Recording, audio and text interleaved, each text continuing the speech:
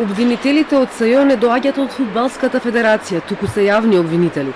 Вака обвинителката Фатиме Фетај во завршниот збор за Титаник 2 му одговори на Врховниот суд, кој го прогласи СЈО за неовластен тужител. Фетај смета дека со правното мислење Врховен излегол од надлежноста и толкувал што мислел законодавецот кога го носел законот.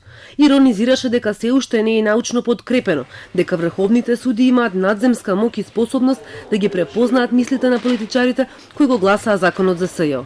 Ставот на Врховниот суд формално правно се вика правен став, а суштински неправен став, што пак доведува до линија на одговорност на судиите кои го донеле неправниот став.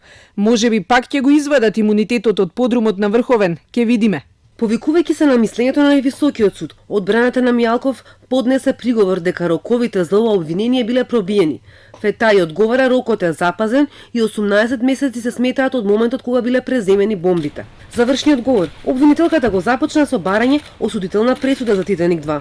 Се докажало дека Мијалков ја искористил својата моќ и влиел врз лидерот на ДПА Тачи, кој пак го поттикнал членот на ДИК Бедредин Ибраими да гласа спротивно на ставот кој јавно го кажувал за време на седницата на ДИК, а се со цел да има пригласување во Струмица и кандидатот на ВМРО ДПМН да остане во игра, посочи Фетај.